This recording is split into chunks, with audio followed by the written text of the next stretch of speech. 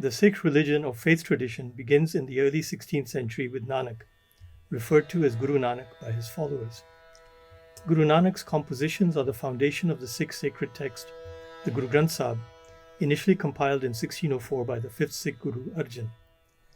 Starting with the death by torture of Guru Arjan at the hands of Mughal officials, conflict between the Sikh community and imperial authorities intensified and continued throughout the 17th century. The 10th Sikh Guru, Gobind Singh, initiated an order of Sikhs, the Khalsa, to stand up for justice and against oppression. Many Sikhs observed the Khalsa code of keeping uncut hair, kesh, with a turban covering it, making them unusually visible in diasporic settings, especially in the West. Turning to art, the earliest use of artistic motifs is in a Sikh manuscript of the late 16th century, known as the Goindwal Pothis, where Pothi means bound manuscript. These are strictly geometric designs, possibly suggesting the influence of Islamic traditions of avoiding iconic representation.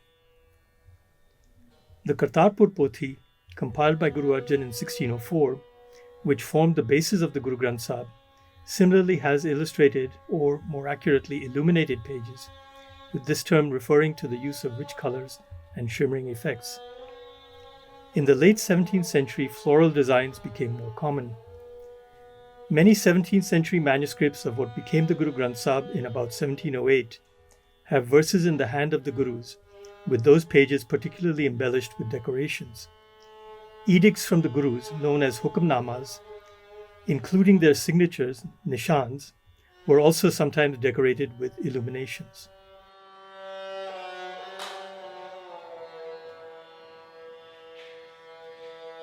For Sikhs, the 18th century was marked by turmoil as well as triumph, the establishment of a visibly more distinctive identity, and conscious attempts to articulate what it meant to be a Sikh in a new world order after the passing of Guru Gobind Singh.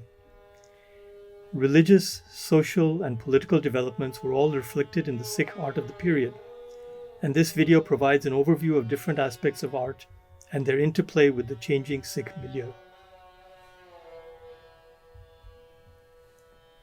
What is Sikh about Sikh art?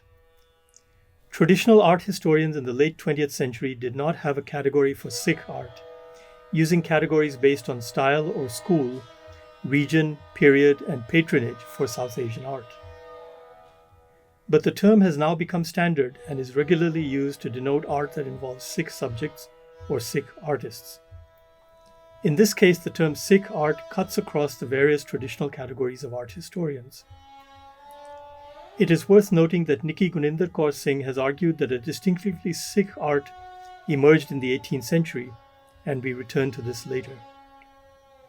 As an aside, note that contemporary Sikh art is often diaspora-based, so is further removed from traditional South Asian art categories.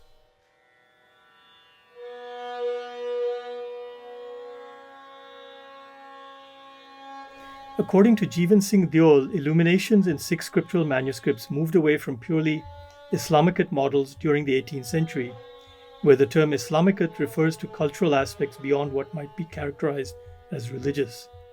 We note in passing that the term Islamicate, introduced by Marshall Hodgson, can be viewed as imposing a boundary between the religious and the secular that is inappropriate or at least anachronistic. The change in the 18th century involved the use of floral elements, supplementing and replacing purely geometric designs. While Sikh art has been characterized as anachronic by Nikki Guninder Kaur Singh, in the sense that it does not display images of the divine, depictions of the Sikh Gurus in paintings, including in manuscripts and murals, have been commonly accepted. But such depictions are absent from scriptural manuscripts and are typically not found in halls or rooms where the Guru Granth Sahib is present.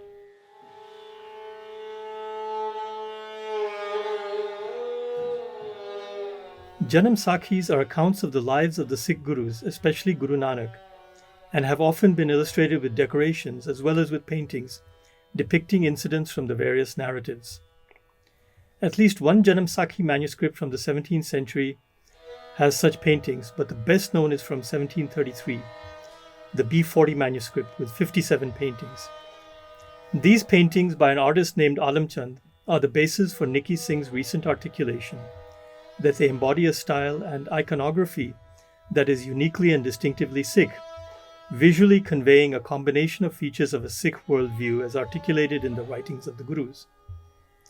Indeed, Surjit Hans has offered a similar assessment in 1987.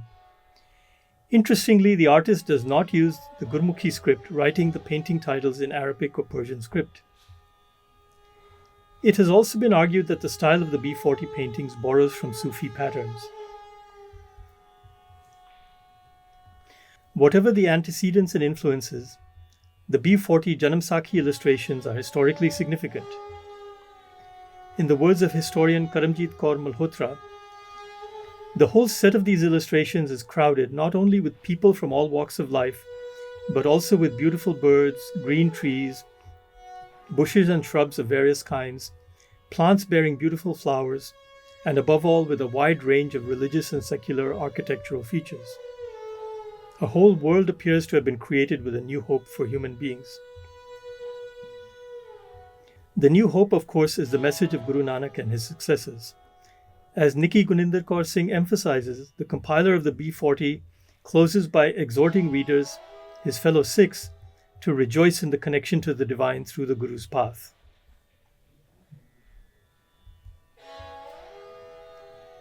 Another important collection of paintings and drawings is by a group of artists associated with the family workshop of Nansukh of Guler. Nansukh is acknowledged as a master of a broader style of art known as Pahari, meaning of the hills, the region being the Himalayan foothills between Punjab and Kashmir. This collection is not attached to a particular manuscript, but the subjects are all from Janamsakhi narratives. It is dated to the late 18th century and is in the Government Museum in Chandigarh.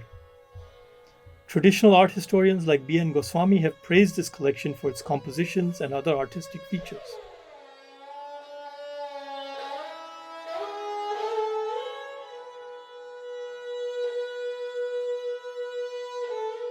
Portraits of the Sikh Gurus began to be painted in the 17th century, sometimes during their lifetimes, though not necessarily based on formal sittings for portraits. Such portraits multiplied in the 18th century after the passing of the 10th human Guru, Guru Gobind Singh. These include portraits of Guru Ramdas, Guru Hargobind, and Guru Tegh Bahadur. A tradition of portraiture can possibly be linked to more explicit assertions of temporal in addition to spiritual sovereignty. These assertions themselves were responses to imperial oppression, which began in the 17th century and subsequently intensified.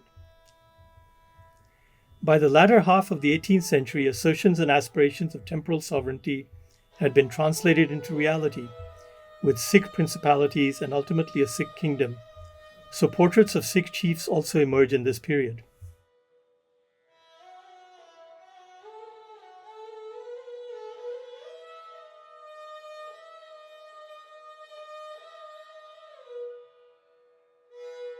In contrast to Janamsakhi illustrations, portraits of the Sikh Gurus are not tied to specific incidents and narratives of their lives, but are likely influenced by Mughal and other royal conventions of portraiture.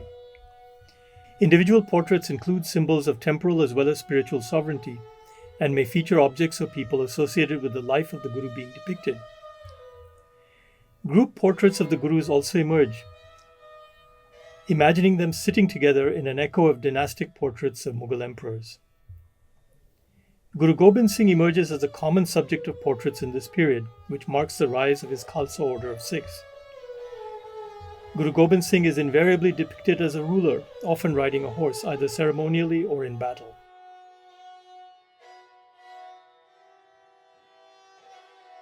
Portraits of Guru Gobind Singh sometimes include some or all of his 4 sons, and the older 2 are shown ready for battle. Portraits of the Sikh Gurus proliferated in the early 19th century due to the direct patronage of Maharaja Ranjit Singh, as well as the indirect influence of a significant Sikh kingdom covering parts of the region of Punjab, Kashmir, and Afghanistan. There is also a proliferation of styles and artists that occurs in this period. In some cases, the attribution and dating of portraits of the Sikh Gurus and other paintings is subject to uncertainty, with 19th century paintings sometimes based on earlier works.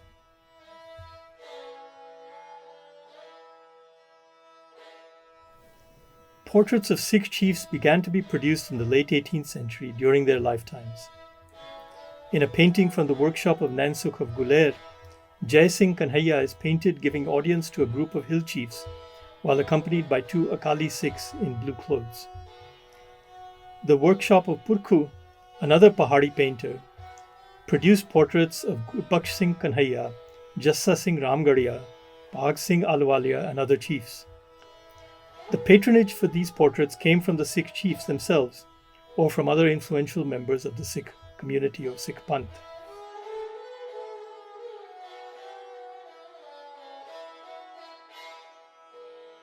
While our focus is on the 18th century, one early 19th century development deserves to be highlighted.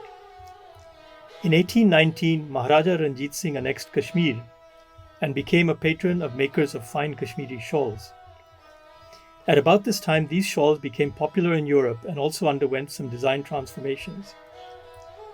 Countering earlier claims that design changes were a response to European influence, Frank Ames has shown that many of the new design features came from Sikh symbolism and iconography, including dress and architecture. As one illustration of 18th century antecedents of these influences, Ames reproduces a page from an early 18th century manuscript of the Guru Granth Sahib with similar design elements to the shawls.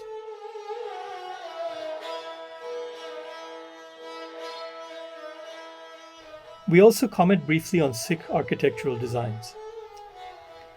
Guru Arjan oversaw the construction of the Harmandir Sahib in the late 16th century in what is now Amritsar. The elements of the building and the surrounding complex, including a large tank of water, are widely seen as signifying inclusion and humility. The Akal Takht was added in the early 17th century by Guru Hargobind, signifying the complementary role of temporal authority along with spiritual authority. The original structures were destroyed by hostile forces in the mid-18th century, but rebuilt not long after. Many of the features of the current structures were added in the early 19th century under the patronage of Maharaja Ranjit Singh, and these features can now be found in many other Sikh sacred sites. Architectural elements such as domes, cupolas, and arches, along with decorative elements on walls, can be viewed as echoes and evolutions of various regional styles from the 16th century onward, and Gurdwaras, Sikh sites of worship, represent a distinctively Sikh architecture. In some cases, such as the panels on the exterior of the Harmandir Sahib, depictions of the lives of the Sikh Gurus echo the illustrations in Janamsakhi manuscripts.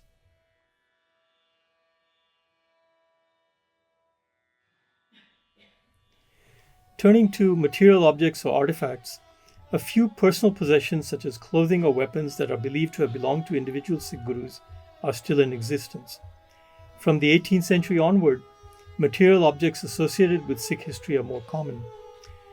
Numerous weapons, banners, helmets, thrones, musical instruments, items of clothing such as shawls, and of course manuscripts have been preserved.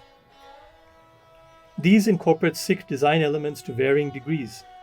Inscriptions on swords, types of carving, and the distinctive shape of Khalsa helmets are straightforward examples of artistic features incorporated into items of utility in ways that are representative of Sikh identity and experience.